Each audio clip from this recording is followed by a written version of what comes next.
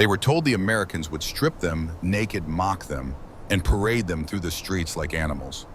But when 847 German women stepped off those trains in rural Georgia, March 1945, the enemy broke them. Not with cruelty, but with something they had not felt in 6 months. Hot water, the kind that steams when it hits your skin, the kind that runs down your back and washes away more than dirt, the kind that makes you forget just for a moment that you are a prisoner of war. This is the story of how America's greatest weapon was not bombs or bullets. It was a bar of soap.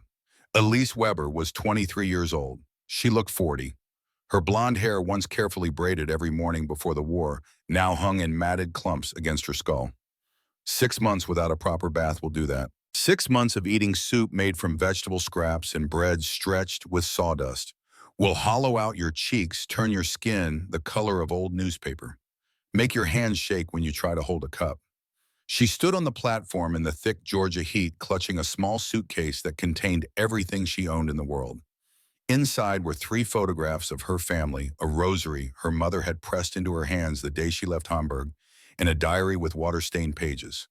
The diary recorded the last 6 months of her life in pencil scratches, each entry shorter than the last, each one more desperate. December 19 or Hamburg destroyed. Living in cellar, father looking for work. No work, no food. January 1945, assigned to signals unit. Retreating. Cold. So cold. February, captured by British. Transit camp. Rumors everywhere. Americans cruel, Russians worse. March trains, ships. More trains, Georgia. What happens now? Next to Elise stood Margaretha Hoffman, 28 years old, taller, harder. Everyone called her Magda, but only if they dared use her first name at all. Magda had operated anti-aircraft searchlights in Berlin. She had watched her city burn neighborhood by neighborhood night after night. She had pulled bodies from rubble. She had learned to shut down her emotions like turning off a light switch, because if you felt everything, you would not survive. Magda's face was a mask, no expression, no fear, just watchfulness. She studied the American guards with the same intensity she once used to track Allied bombers across the night sky, looking for patterns, looking for threats, looking for the moment when the pretense would drop and the cruelty would begin. But the guards were not what she expected. Their uniforms were clean, pressed. The boots were polished to a mirror shine. In the final months of the war, German officers had looked as ragged as their soldiers. Uniforms torn and patched, boots held together with wire. These Americans looked like they had just stepped out of a recruitment poster, and they were not shouting. Magda had been shouted at for 6 years, shouted at to wake up, to march faster, to work harder, to shut up and follow orders. These American guards gestured calmly toward a line of wooden buildings. Their rifles were slung over their shoulders, not pointed at anyone. Their faces showed neither hatred nor mockery, just professional detachment. A translator stepped forward, middle-aged man with a German accent that had been softened by years in America. His voice was neutral, almost gentle. You will be processed. You will be given medical examinations. You will be fed. Follow the guards and do not cause trouble. You are prisoners of war under the Geneva Convention. You will be treated accordingly. Geneva Convention. The words meant nothing to most of the women. They had been fed a steady diet of propaganda for years. They knew what happened to prisoners. The stories were designed to terrify them. The Soviets would rape and kill them. The British would work them to death. And the Americans, they were told, were soft but cruel. They would humiliate German women, force them into brothels, or simply let them starve while pretending to follow rules. None of those warnings prepared them for what happened next. The smell hit them first. Not the stench of unwashed bodies they had grown used to, but something clean. Laundry soap, fresh paint, and underneath it all, impossible as it seemed, the aroma of frying bacon. Real bacon. Not the ersatz meat they had eaten during the war's final years. Some of the women turned to each other, confusion written across their exhausted faces. Clara, a 19-year-old girl from Munich, whispered to the woman next to her. "Do you smell that bacon?" the woman said. Her name was Frida, 35 years old, a nurse. She had lost her husband and 2 children in the bombing of Dresden. Real bacon. "I have not smelled real bacon in 3 years. They were led into a large wooden building that smelled of fresh timber and disinfectant. Inside, American nurses moved efficiently through the space, setting up stations with clipboards, medical supplies, and stacks of clean clothing. Real nurses. Not military police with guns, not guards with whips. Nurses. Elise noticed their hands first, clean, with trimmed nails. In the transit camps, everyone's hands had been filthy. Nails broken, skin cracked and bleeding. These nurses had hands that spoke of regular soap and water of lotion, of a world where such things were still possible. One by one, the women approached a desk where an American woman with kind eyes asked questions through the translator. Name, age, unit, medical history. The questions were routine, bureaucratic, almost boring in their normality. Elise had expected interrogation, threats, demands for information about German military operations. Instead, she got a clipboard and a number. Then came the medical examination. This was where the fear spiked again. Elise watched as women ahead of her disappeared behind canvas screens. She heard low voices, the sound of equipment being moved, the scratch of pen on paper.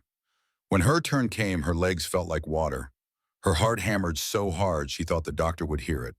Behind the screen, an American doctor waited. She was a woman. That was the first surprise. The second surprise was that she smiled. Not a cruel smile, not a mocking smile, but the tired, professional smile of someone who had examined hundreds of refugees and prisoners and simply wanted to help them survive. Dr. Helen Richardson, 42 years old, from Boston. She had volunteered for this assignment because she believed that even in war, medicine should serve humanity. She had treated Allied soldiers, and now she treated enemy prisoners with the same care. Because a patient was a patient, regardless of what uniform they once wore. "Please remove your uniform," the translator said. Elise's hands shook as she unbuttoned her jacket. She had not been fully undressed in front of anyone in months. In the camps during the chaos of Germany's collapse, there had been no privacy, but there had also been no examinations. Now she stood in her threadbare undergarments, feeling exposed and vulnerable, in a way that made her want to weep. Dr. Richardson checked her heart rate, listened to her lungs, examined her eyes, her throat, her ears. She made notes on a chart, her handwriting neat and precise. She asked about injuries, about illnesses, about how long since Elise had eaten a proper meal. Each question delivered in that same professional, almost gentle tone. Then Dr. Richardson did something Elise had not expected. She handed her a clean towel and pointed toward another door. "Through there," the translator explained, "delousing and bathing. Everyone must be clean before being assigned to barracks." Delousing. The word sent ice through Elise's veins. She knew what that meant, or thought she did. During the war, she had heard whispers about camps in the East, about delousing showers that were not showers at all, about rooms where people went in and never came out. The whispers had been vague, half-believed, dismissed as enemy propaganda, but they had lingered in the back of her mind like a shadow. Was this it? Was this where the Americans would reveal their true nature? The door opened onto a long corridor. At the end was another door, and beyond it the sound of running water. Elise walked as if in a dream. Her breath came faster. Her vision narrowed. Behind her she heard the footsteps of other women. Ahead she saw Magda's rigid back, moving forward with that same controlled determination that never seemed to break. They entered a large room with white-tiled walls and wooden benches. In the center were shower stalls, real shower stalls with curtains for privacy, and on each bench sat a small basket containing a bar of soap, a towel, and a clean set of clothes. Elise stared at the soap. It was white, rectangular, and it smelled faintly of flowers. Not the harsh lye soap they had used in Germany during the final years, scrubbing clothes in cold water until their hands cracked and bled. This was real soap, American soap, the kind her mother used to buy from the pharmacy before the war as a special treat. A female American soldier stood at the entrance. She was not looking at them, just waiting. The translator's voice echoed in the tiled space. "You have 20 minutes. The water is hot. There are private stalls. Clean yourselves thoroughly. Lice and dirt must be removed for your own health and the health of others. Leave your old clothes in the bins. New clothes are provided." Nobody moved. 20 seconds passed. 30. The women looked at each other, searching for some kind of trap, some hidden cruelty. This could not be real. Hot water, soap, privacy, clean clothes. These things did not exist anymore. Not in their world. And then Magda stepped forward. She grabbed a bar of soap from the nearest basket, walked to a shower stall with deliberate steps, pulled the curtain closed. The sound of water starting was like a gunshot in the silence. Elise moved next. Her hands trembled as she picked up the soap. It was heavy in her palm, real, solid. She could feel the smoothness of it, smell the faint floral scent. Lavender, maybe? Or lily. Something clean and pure and impossibly distant from everything she had known for the past 6 months. She walked to a stall, pulled the curtain closed, and stood under the shower head. For a moment, she just stood there, unable to move, unable to process what was happening. Her hand reached for the handle, hesitated. What if the water was cold? What if this was some elaborate joke? What if... She turned the handle. Hot water poured over her head. Elise gasped, actually gasped out loud, because it was hot. Not lukewarm, not cold with occasional warm spurts, but genuinely hot water that steamed in the cool air. It ran through her matted hair, plastering it against her skull, then flowing down her neck, her shoulders, her back, washing away 6 months of grime and fear and exhaustion. She began to cry, not loud sobs, but quiet tears that mixed with the water and disappeared down the drain. Her hands came up to her face, feeling her own skin as if for the first time. She lathered the soap between her palms. The foam came easily, nothing like the harsh bars that barely produced suds. She started washing her hair, working her fingers through the tangles, feeling the dirt and lice rinse away. The soap did not burn, did not leave her skin raw. It just cleaned gently and thoroughly the way soap was supposed to clean. Around her, she heard sounds, soft laughter from one stall, someone unable to believe what was happening, the sound bubbling up like water from a spring, crying from another stall, quiet weeping that spoke of relief so overwhelming it had nowhere to go but out. And then Magda's voice, sharp, angry, as if furious that the enemy could provide something so simple, so human. Es ist nicht fair. It is not fair. It is not fair that they have this and we have nothing. Elise heard the crack in Magda's voice, the first crack she had heard in 6 months. Magda, who never broke, who never showed weakness, who had survived Berlin's destruction through sheer force of will, was breaking. Not from cruelty, from kindness. When the 20 minutes ended, Elise emerged from the stall, feeling like a different person. Her skin was pink and clean, tingling from the hot water. Her hair, though still wet and tangled, felt lighter without the weight of dirt and lice. She dried herself with the towel, rough cotton that absorbed the water efficiently. Then she dressed in the clean clothes that had been provided. Gray cotton, work pants, a simple white shirt, underwear that was new, not scavenged or worn by someone else first. Socks without holes. The clothes fit well enough, clearly mass-produced for prisoners, but they were clean and whole and warm. The other women emerged one by one, each face showing the same stunned expression, each body moving with a lightness that came from being truly clean for the first time in months. Some looked at their hands, turning them over, examining their own skin as if seeing it for the first time. Others touched their hair, running fingers through the damp strands, marveling at the simple fact of cleanliness. They were led out of the bathhouse and toward the mess hall. They walked in silence, each one trying to process what had just happened. They had expected humiliation. They had received dignity. They had expected degradation. They had received hot water and soap. The contradiction was unbearable. The mess hall was a long wooden building with windows that let in the Georgia sunlight. Long tables stretched the length of the room.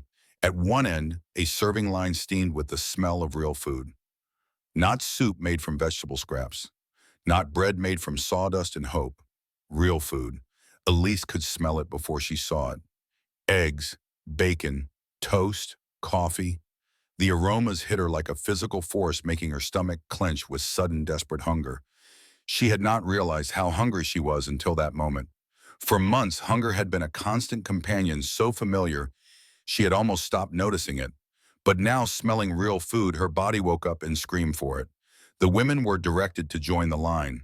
American soldiers, both men and women, moved through the mess hall eating their own meals, paying little attention to the German prisoners except to nod or step aside. There was no segregation between prisoner meals and soldier meals. Everyone ate the same food. Everyone used the same serving line. Elise picked up a tray, a real metal tray with sections for different foods. A cook stood behind the counter, an older black man with kind eyes and massive forearms. He spooned food onto her tray without comment, his movements practiced and efficient. Scrambled eggs, yellow and fluffy, steaming gently. Bacon, 3 strips, glistening with fat. Toast, 2 slices, with butter already melting into the golden brown surface. A cup of coffee, dark and rich smelling. A small bowl of oatmeal. An orange. Elise stared at the tray as if it were a bomb. This was more food than she had seen in a single meal in 2 years. More food than her family back in Hamburg had probably eaten in a week. The eggs alone would have been a feast. The bacon was a luxury she had forgotten existed. And an orange. An actual orange. Fresh fruit. When was the last time she had tasted fresh fruit? She looked up at the cook, searching for mockery, for cruelty, for some sign that this was a trick, that the food would be snatched away at the last moment, that the humiliation was only being delayed. The cook just nodded. His voice was deep and gentle. "Go on, miss. Find a seat." Elise sat at a table with Magda and a dozen other women. They all held their trays with the same expression. Disbelief, wonder, fear. The eggs steamed gently. The bacon glistened. The coffee smelled like something from a dream. No one ate. They just stared. 30 seconds passed, a minute. The food sat there growing colder while 847 women tried to understand what was happening. This could not be real. This had to be a trap. You did not feed prisoners like this. You did not give them hot showers and clean clothes and fresh oranges. Not unless you wanted something. Not unless this was the setup for something worse. And then a young woman at the next table moved. Clara, 19 years old, from Munich, still young enough to hope, to believe, to trust. She picked up her fork with shaking hands, took a bite of scrambled eggs. Her eyes widened. She took another bite, and then she began to cry, tears rolling down her clean cheeks as she chewed. That broke the spell. Elise picked up her fork, brought it to the eggs. The tines slid through the fluffy yellow mound easily. She lifted it to her mouth, tasted.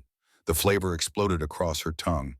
Salt, pepper, butter, real eggs, not powdered, not stretched with flour and water, just eggs, cooked properly, seasoned, perfect. She took a bite of bacon. The taste was so rich, so smoky, so impossibly good that she had to close her eyes. Fat and salt and meat, real meat. She had forgotten what real meat tasted like. She picked up the toast, bit into it. The butter melted on her tongue, mixing with the slight char of the toasted bread.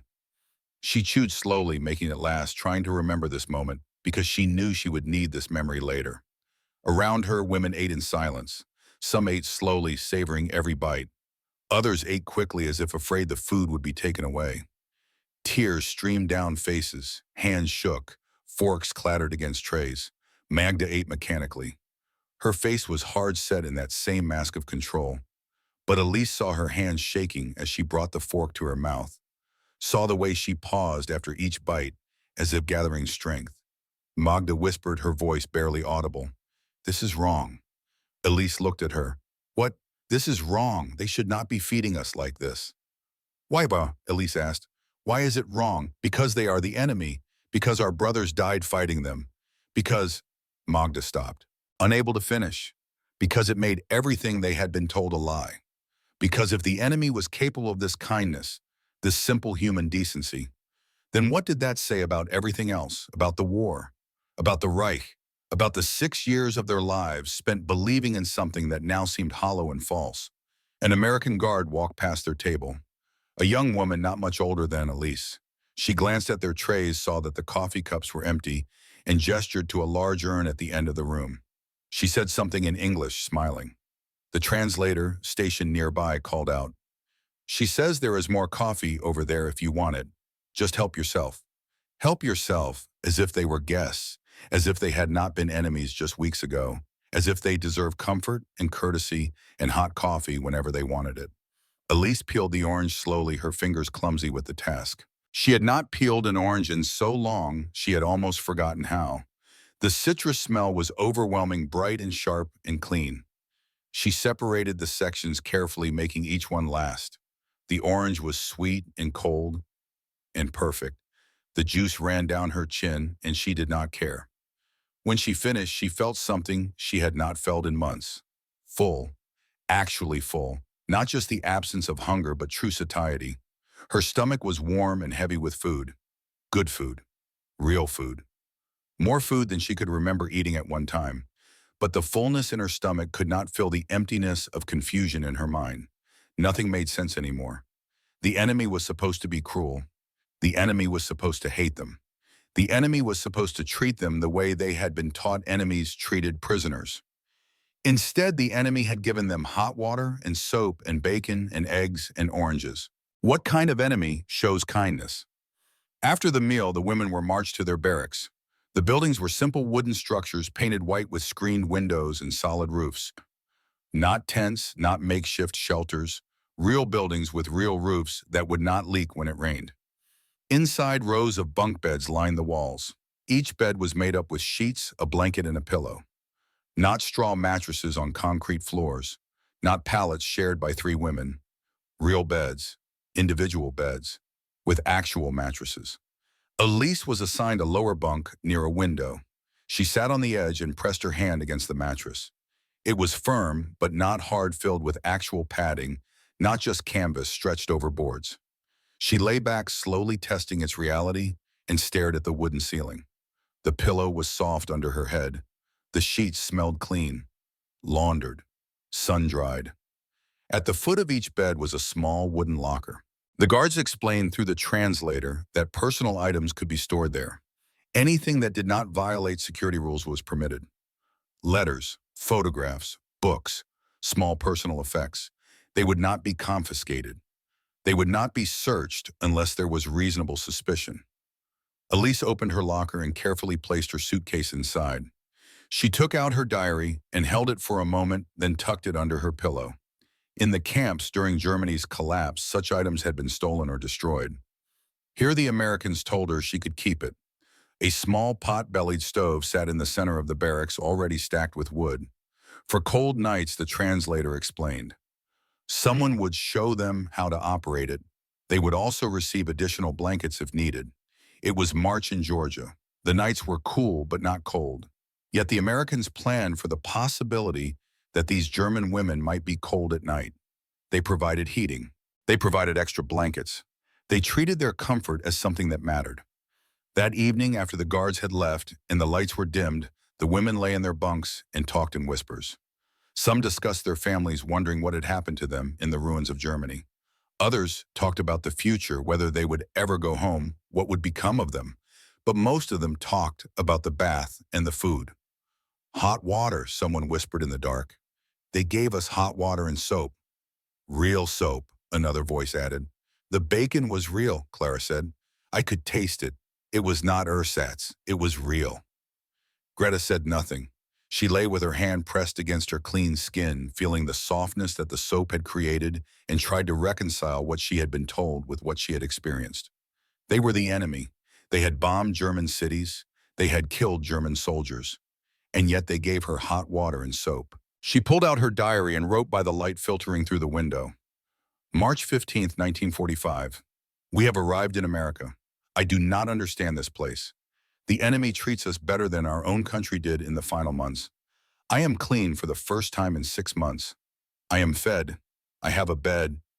I should feel relief, but all I feel is confusion and shame. What kind of enemy shows kindness? She closed the diary and tucked it under her pillow. Outside, crickets sang in the Georgia night. The sound was so peaceful, so normal, so unlike the air raid sirens and explosions that had been the soundtrack of her life for years. She fell asleep to that sound, clean and fed, and more confused than she had ever been. The days settled into a rhythm. Each morning at 6, a bell rang to wake them. Not a harsh alarm, just a simple bell. The women dressed in their work clothes and made their way to the mess hall for breakfast. Oatmeal, toast, sometimes eggs, always coffee. Real coffee that steamed in the morning air and tasted like something from before the war. Then they were assigned to work details.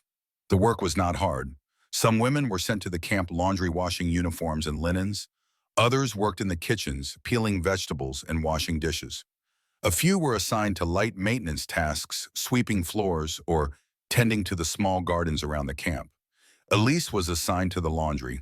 She worked with Frida and Clara feeding wet sheets through industrial washing machines, hanging clothes on lines to dry in the Georgia sun.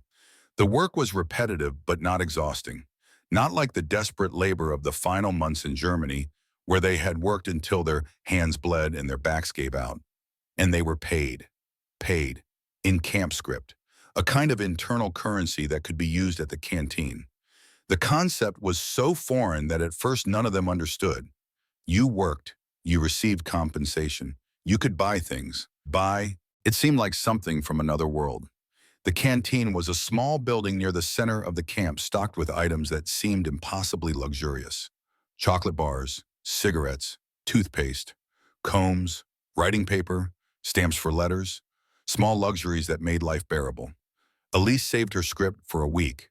Then she walked to the canteen feeling strange and out of place and bought a Hershey bar. The woman behind the counter, an American civilian volunteer, smiled and handed it to her wrapped in brown paper and silver foil. Elise held it in her hands for a long time before unwrapping it. She stood outside the barracks in the afternoon sun, staring at the brown paper, reading the English words she could not understand. Hershey, chocolate, Pennsylvania, words from another world. A world where factories made candy bars while a war raged across the ocean. When she finally unwrapped it, the chocolate was dark and smooth. She broke off a small piece and put it in her mouth. The sweetness exploded across her tongue. Creamy, rich, perfect. The taste reminded her of childhood Christmases before the war, of her mother buying special treats from the confectioner, of sitting in their warm apartment with snow falling outside and the smell of cinnamon and chocolate filling the air. She ate it slowly, making it last, and cried. Not from sadness exactly, from the overwhelming weight of memory and loss and the strange cruelty of kindness. Because this chocolate bar, this simple pleasure that cost a few pieces of camp script, was more than her family back in Hamburg could afford, more than they had probably tasted in years. Magda bought cigarettes. She did not smoke much, just one after dinner each night, standing outside the barracks and staring at the darkening sky. Elise asked her once why she bothered, since she had never been a heavy smoker before the war. Magda took a long drag and exhaled slowly. The smoke curled up into the Georgia twilight. Because I can, she said. Because the enemy gives us money to buy cigarettes. Because everything I was told is a lie and I need something to do with my hands. 3 weeks passed. The routine continued. Wake, eat, work, eat, rest, eat, sleep. Each day the same as the last. Each day a small miracle of normalcy. The women began to notice changes in their bodies. Their skin looked healthier. Their hair regained its shine, growing faster now that it was clean and they had proper nutrition.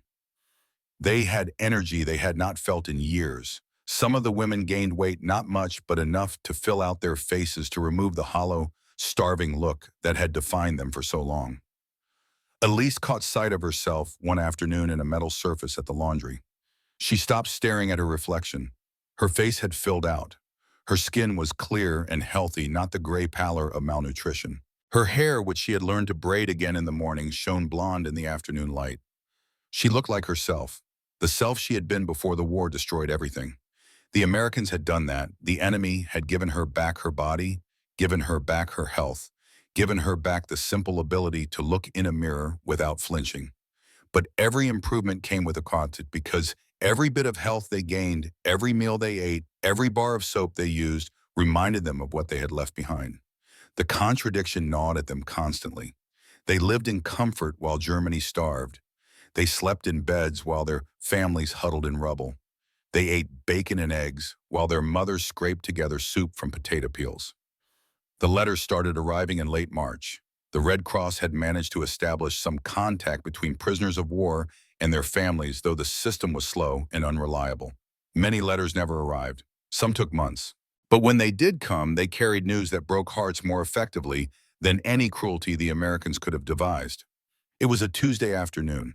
The women were gathered in the barracks after their work shifts when a guard arrived with a canvas bag. She called out names. One by one, women stepped forward, hands shaking to receive envelopes that had traveled across an ocean. Elise heard her name. She walked forward on legs that felt like they belonged to someone else. The envelope was thin, the paper cheap, her mother's handwriting on the front slightly smudged. She took it back to her bunk and sat down staring at it for a long time before opening it. Her hands shook as she unfolded the single sheet of paper. My dearest Elise, we received news that you are alive and in America. Thank God. Hamburg is gone. Our neighborhood is rubble. We live in what remains of the cellar. Your father tries to find work, but there is no work. There is barely any food. We eat soup made from potato peels and whatever we can scavenge. Your brother Hans has not been heard from since February. We pray he is alive. The British give us ration cards, but the rations are so small. If you can please send anything, even a little food would help. We are so hungry, Elise. Your loving mother. Elise read the letter 3 times. Each word burned itself into her memory. We are so hungry. Please send anything. We are so hungry. She carefully folded the letter and placed it under her pillow next to her diary. That evening, she could not eat dinner. She sat in the mess hall staring at her tray. Pot roast, mashed potatoes swimming in butter and gravy, green beans, bread, a small dish of applesauce, and she felt physically sick. Her family was eating potato peel soup, scrounging in rubble, starving, and she was eating pot roast with butter and gravy. The guilt was a physical weight in her chest, crushing, suffocating. She pushed the tray away and left the mess hall, walking out into the evening air where she could breathe. Magda found her there 20 minutes later, sitting on the steps of the barracks, staring at nothing.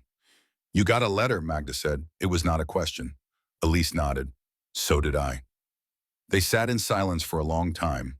Around them, the camp continued its evening routine. Guards changed shifts. Other prisoners walked to and from the mess hall. Somewhere someone was playing a harmonica. The notes drifted through the Georgia twilight, melancholy and sweet. My parents are dead, Magda said finally. Her voice was flat, emotionless. Air raid. My sister is in a refugee camp in the British zone. She says she is surviving on bread and water. My brother is missing, probably dead. Elise said nothing. What could she say? What comfort could she offer? I burned the letter, Magda continued. I could not keep reading it, could not keep seeing those words. So I burned it in the stove. My mother says they are hungry, Elise whispered. She asked me to send food if I can. Can you? I do not know. I do not even know if they allow it. It would not matter, Magda said. By the time anything reached them, they might be dead anyway, or moved, or just gone. The cruelty of the statement hung in the air, but it was true. Germany was chaos, millions displaced, cities in ruins, families scattered across occupation zones. A letter had taken weeks to reach them. Anything they sent back might never arrive at all. That evening, women gathered outside their barracks in small groups. It had become a ritual without anyone planning it. Those who had received letters read them aloud to others, sharing the burden, making the pain communal instead of isolating. One woman read her letter in a shaking voice. My children ask for bread. I have nothing to give them. We trade what little we have for scraps. Last week we ate grass soup. Grass. Like animals. Another woman read hers. My husband is in a British prisoner of war camp. He is sick. They do not have medicine. The conditions are terrible. I do not know if he will survive. A third. We burn furniture to stay warm. There is no coal. The Russians took everything when they came through. Our house is gone. We live in the basement of what used to be a school. After each reading, silence fell, heavy and thick. What could anyone say? What comfort could they offer when they lived in heated barracks with beds and blankets, while their families suffered? Clara, the young woman from Munich, sobbed openly. This is not right. How can we be comfortable while they starve? How can the enemy treat us better than we treat our own people? It is not the enemy treating us better, Frida said quietly. She was the oldest among them, the nurse who had lost her family in Dresden. It is that our government stopped treating us like people. The Americans are simply following the rules. Rules that exist even in war. Rules that we forgot existed. Geneva Convention, someone said bitterly. We were told it was weakness. We were told real soldiers did not need such rules. We were told many things, Magda said. Her voice was hard, sharp. We were told the Americans were cruel. We were told they would humiliate us. We were told they were weak and soft. We were told we were the master race destined to rule. She gestured at the camp around them, at the barracks with their beds and blankets, at the mess hall where hot meals waited, at the bathhouse where hot water flowed. Look where we are. Look how we live. And then remember what our government gave us. Rubble, starvation, lies. The silence that followed was different, heavier, because Magda had said out loud what many of them had been thinking but were afraid to voice, that they had been lied to, that everything they had believed was false, that the enemy was more humane than their own leaders. Elise returned to her bunk and pulled out her diary. She wrote by the dim light of the single bulb that lit the barracks. March 28, 1945. Received letter from mother. Hamburg destroyed. They are starving. I am eating pot roast. I cannot reconcile this. Cannot understand how the people who bombed my city treat me with more kindness than the government I served. Magda burned her letter, said her parents are dead. We sit here clean and fed and safe while our families suffer. This is what breaks us, not cruelty, kindness. The enemy's mercy is a weapon we have no defense against. She closed the diary and lay back on her bed. The mattress was soft. The pillow was comfortable. The blanket was warm. And she hated it. Hated the comfort. Hated feeling safe. Hated that she had slept well last night while her mother huddled in a cellar. But she could not give it up. Could not refuse the meals. Could not reject the clean clothes and hot water.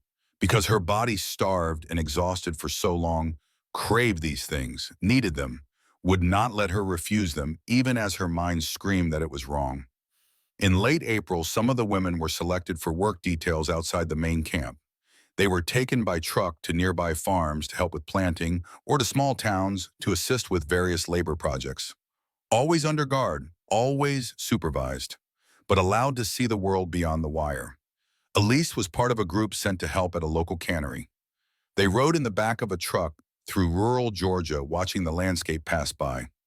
Small farms with painted houses, barns in good repair, chickens scratching in yards, children playing, dogs running, cars parked in driveways. Everything was intact. There were no bomb craters, no burned buildings, no rubble. The war had not touched this place. Not really. It existed in newspapers and radio broadcasts and letters from sons and brothers fighting overseas. But here life continued. Normal, peaceful, abundant. The cannery was a large building on the edge of a small town. The women were assigned to sorting and packing vegetables, working alongside American women who chatted and laughed and occasionally offered them pieces of hard candy from pockets.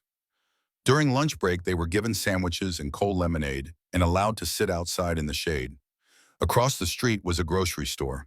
Through its windows, Elise could see shelves, stocked with goods, cans of food, bags of flour, fresh produce in wooden crates, not ration cards and empty shelves like in Germany.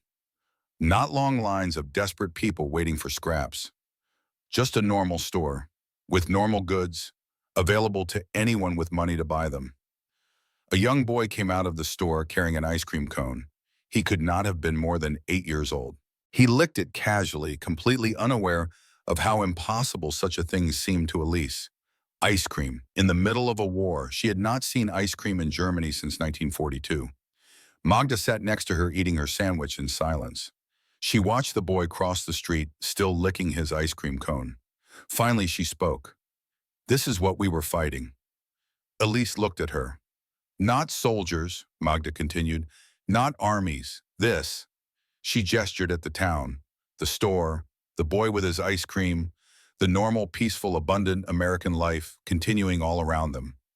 They have so much that they do not even notice it, Magda said. That boy does not know how lucky he is. None of them do. They live in a world where ice cream exists, where stores have food, where houses have roofs, and we have nothing. We never stood a chance, Elise said quietly. Did we against this?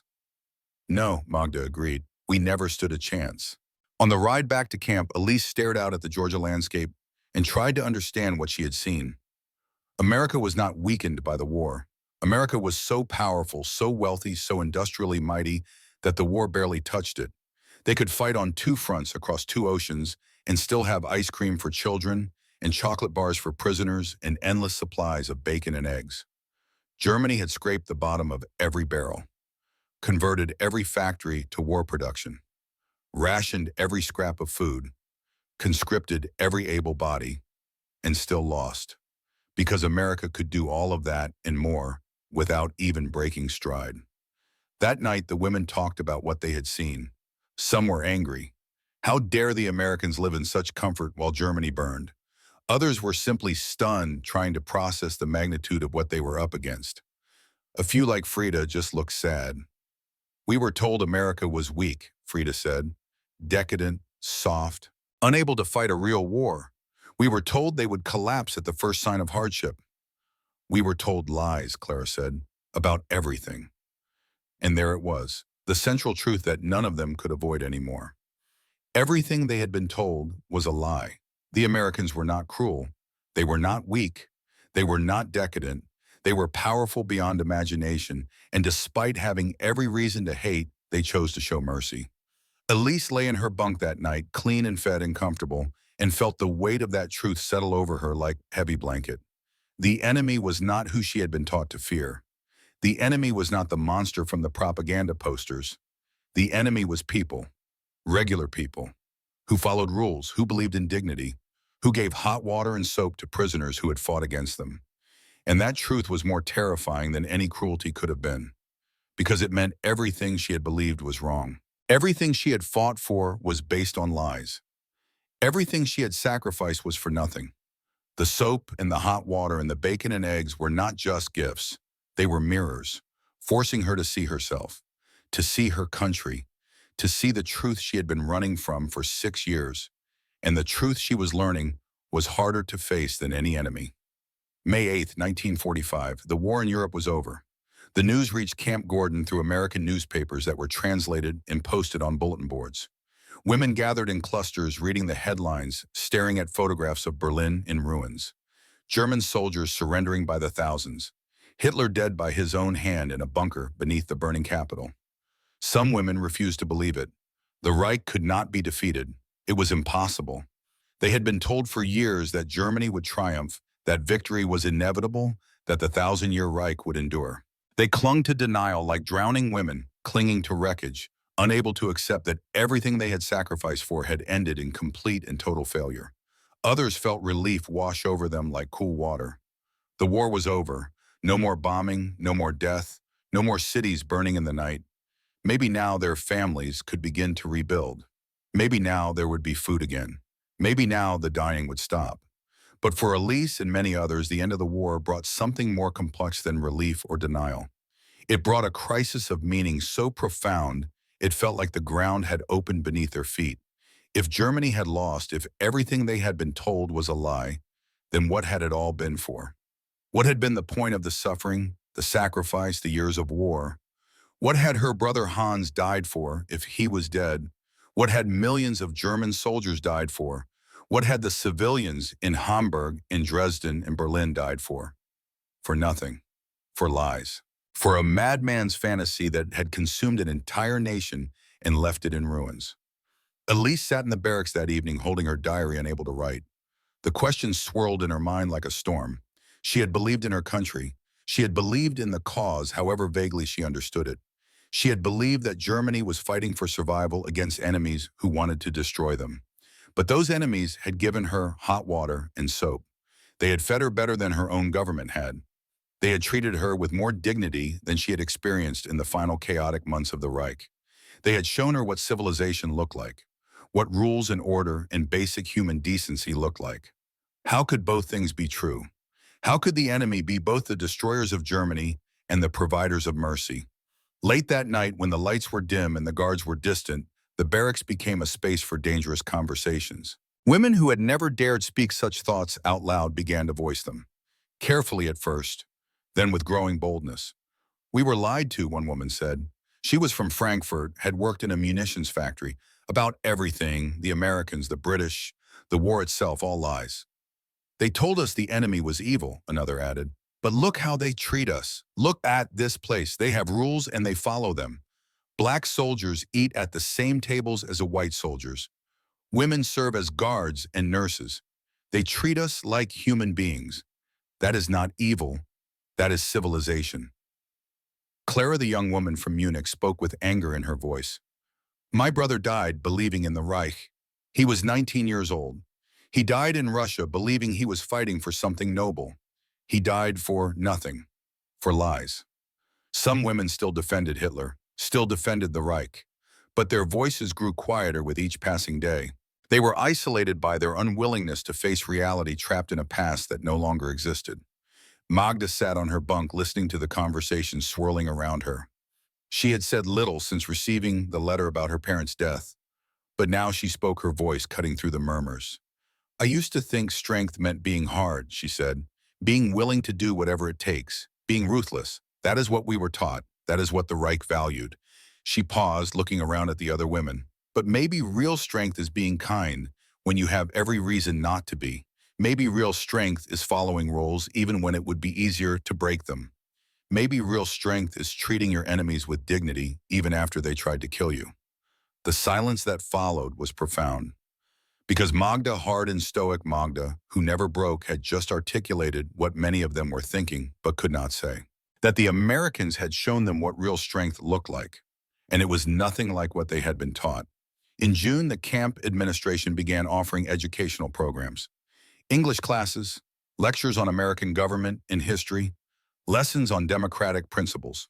All voluntary. No one was forced to participate. Elise signed up for English. She told herself it was practical. Knowing English would help her survive wherever she ended up. But deep down, she was curious. She wanted to understand these people who had shown her such unexpected kindness. She wanted to learn their language, hear their stories, understand how they thought. The teacher was Mrs. Eleanor Patterson, 55 years old, a civilian volunteer from the nearby town of Augusta. She was patient and kind, treating the German women like students rather than prisoners. She taught them basic phrases, helped them with pronunciation, encouraged them to ask questions. Her white hair was pulled back in a neat bun. Her hands were weathered from years of work. Her eyes crinkled when she smiled, which was often. She reminded Elise of her grandmother, who had died before the war. The same gentleness, the same patient manner. One afternoon in late June, Mrs. Patterson brought photographs to class. She held them up for the women to see. My sons, she said in slow, careful English, pointing to the pictures. James, Thomas, both serving in Europe.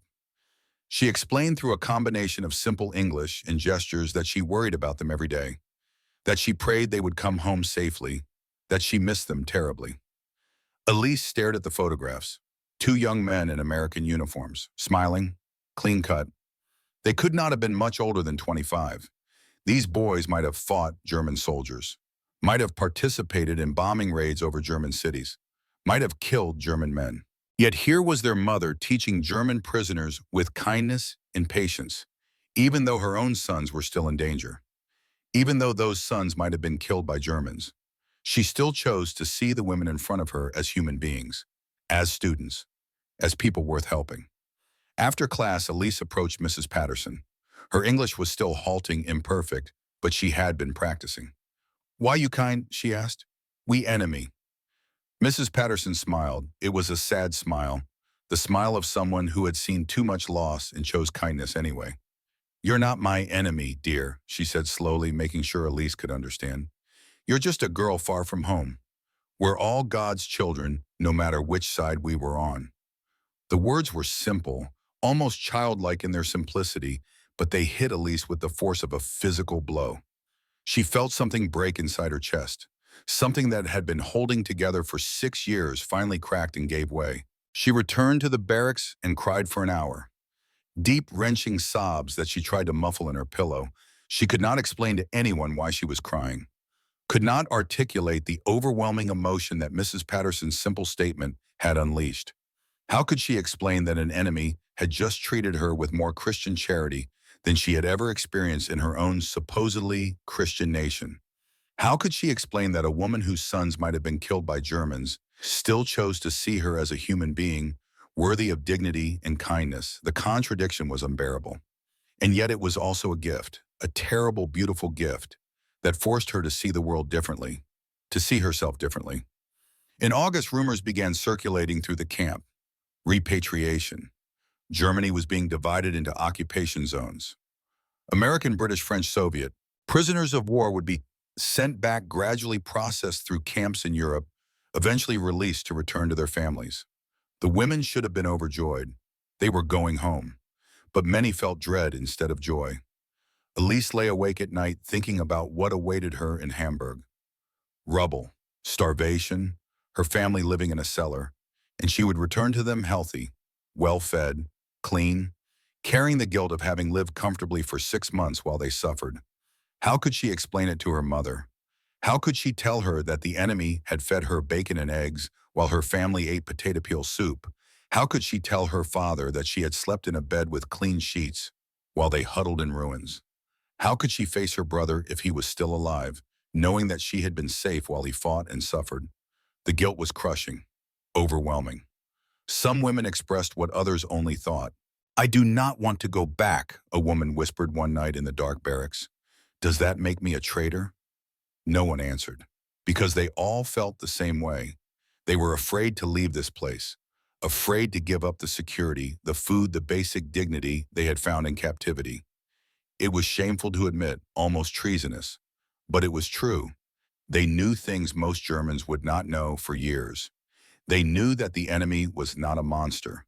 They knew that another way of life was possible. They knew that their own government had failed them more completely than any foreign power ever could. And they knew that returning to Germany meant returning to a nation that was not ready to hear such truths. In September, the repatriation orders came. Lists were posted on bulletin boards. Women gathered around them, searching for their names, hearts pounding with a mixture of hope and fear. Elise's name was on the first transport. She would leave in 2 weeks. Magda was on the second transport 3 weeks later. They stood together, looking at the lists, neither speaking for a long time. "Promise me something," Magda said finally. "What?" "When you get home, tell them the truth, even if they do not want to hear it." "Will they believe me?" "Maybe not at first," Magda said, "but eventually Germany will have to face what we learned here. That mercy is not weakness. That the enemy was not who we were told. That we were the ones in the wrong." They embraced. Two women who had become friends through shared suffering and shared revelation. Two women who would carry the weight of this truth for the rest of their lives. The final days passed in a blur. Women packed the few possessions they had accumulated. Some wrote letters to guards who had been kind, thanking them in broken English. Others tried to memorize everything, knowing they would need these memories in the hard times ahead. On her last day, Elise stood in the bathhouse one final time. She was alone. The other women had already showered. She turned on the water and stood under the stream, fully clothed at first, then slowly undressing. Hot water poured over her for the last time. She cried silently, knowing this might be the last hot shower she would have for years. She used the soap, carefully making it last, trying to commit the sensation to memory. The smell of lavender, the feeling of being clean, the simple luxury of hot water. When she emerged, she felt like she was leaving a sanctuary, leaving a place of transformation, going back to a world that was not ready for who she had become. The journey back to Europe was long and uncomfortable. They traveled by ship, crowded into holds that smelled of oil and unwashed bodies, then by train through France and into the American zone of Germany, processed through various camps and checkpoints. The treatment was still relatively fair, still followed the rules, but it lacked the strange gentleness of Camp Gordon. At each stop, Elise saw more of what the war had done to Europe. Destroyed cities, refugee columns walking along roads, children begging at train stations, old people pushing carts with all their worldly possessions. The scale of destruction was staggering.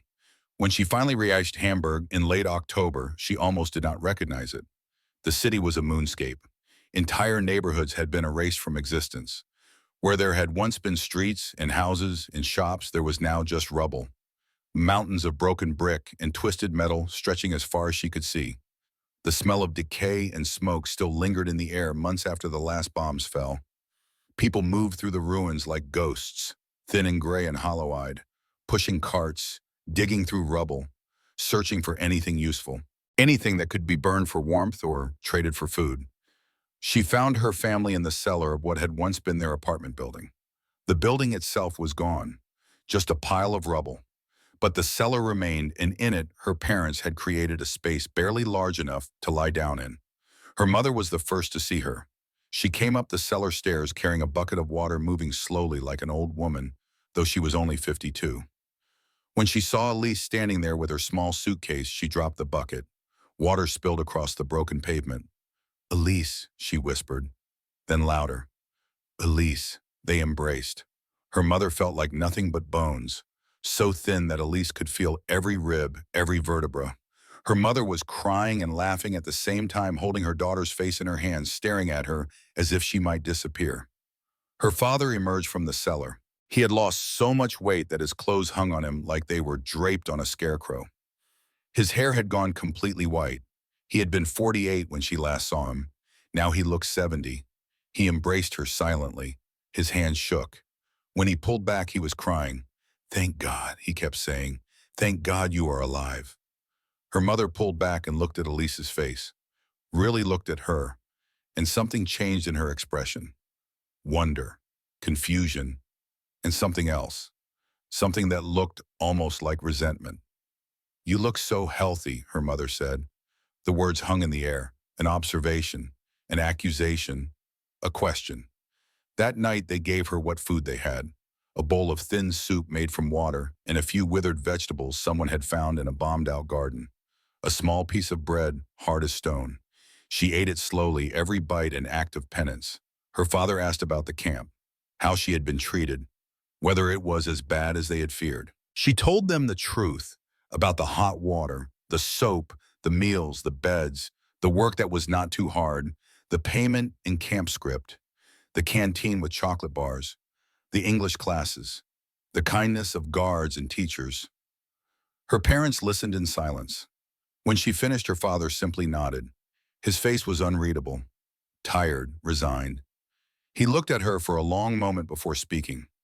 "They were better to you than we were to ourselves," he said quietly. "That is something we will have to live with." Years passed. Germany rebuilt slowly and painfully.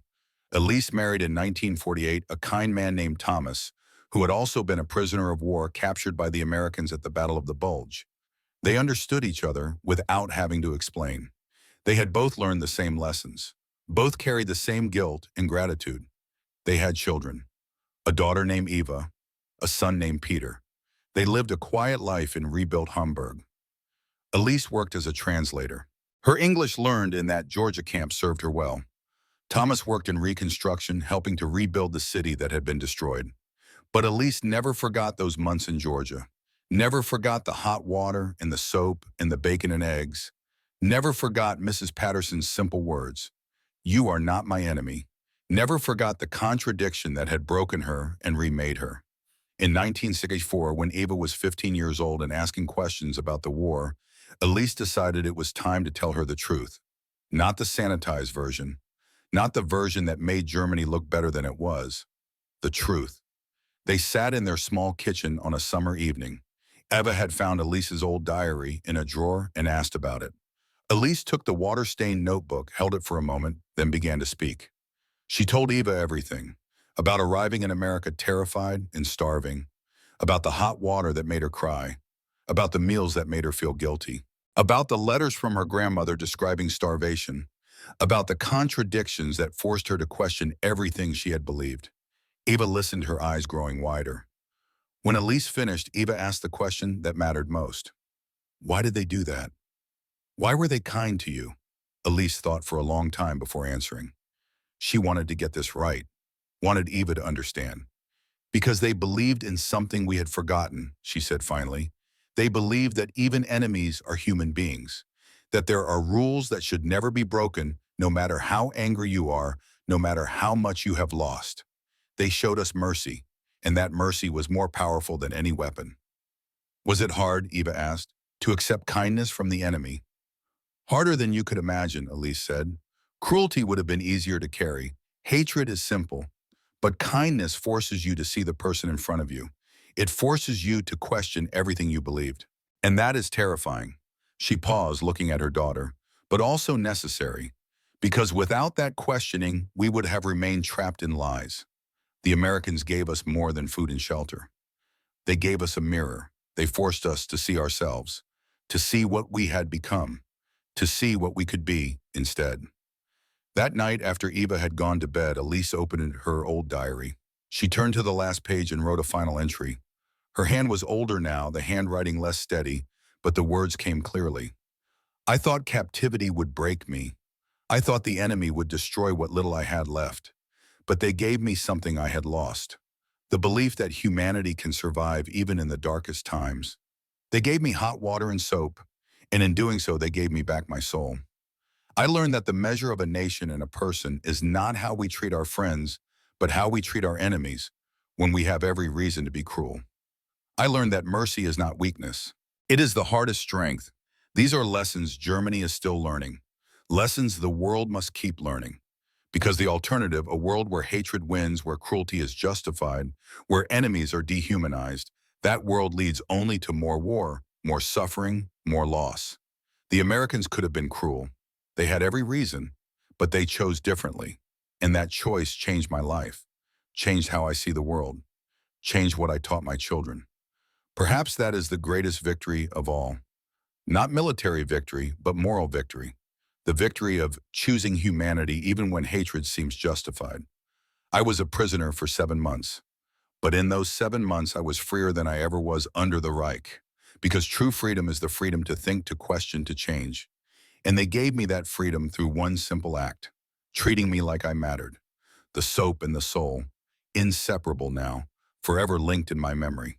May we never forget that even in war we remain human, and that is both our greatest vulnerability and our greatest strength. She closed the diary and sat in the quiet kitchen, listening to the sounds of her rebuilt city, cars passing on the street outside, the distant sound of a radio playing. Normal sounds, peaceful sounds. She thought about Mrs. Patterson, wondered if she was still alive, if her sons had made it home. She thought about Sarah, the young guard who had given her the drawing of a flower. She thought about Dr. Richardson and the mess hall cook and all the Americans who had shown her kindness when they could have shown cruelty. She thought about Magda, who had moved to West Berlin and with whom she still exchanged letters twice a year. Magda had never married, had become a teacher, teaching children about the importance of rules of civilization, of treating others with dignity even when it was hard. And she thought about that bar of soap, white and rectangular and smelling faintly of lavender. The soap that had washed away more than dirt, that had washed away lies and hatred and the poison of propaganda. The soap that had been in its way an act of revolution, a small, quiet revolution that changed not nations but individual hearts. The Americans had given 847 German women hot water when they expected death. They had fed them when they expected to starve. They had treated them like human beings when they expected to be treated like animals. And in doing so, they had proved what the greatest generation always knew, that American values, dignity, mercy, decency, were not just words. They were a way of life, a choice made every day to see the humanity in others, even when those others had been your enemies. That is the story worth remembering, not just the battles and the politics and the grand strategies, but the small acts of mercy that change lives and challenge beliefs. The hot water and the soap and the bacon and eggs that taught bitter lessons about power and humanity and the true measure of strength. Elise Weber kept that diary until she died in 1997 at the age of 75. She left it to her daughter Eva with instructions that it should be preserved, that the story should be told, that future generations should know what happened when enemies chose mercy over hatred, because these lessons matter, about humanity, about mercy, about what truly makes a nation great. They mattered in 1945. They matter today. They will matter tomorrow. The soap and the soul, inseparable, forever proving that sometimes the most powerful weapon is not the one that destroys. Sometimes it is the one that heals.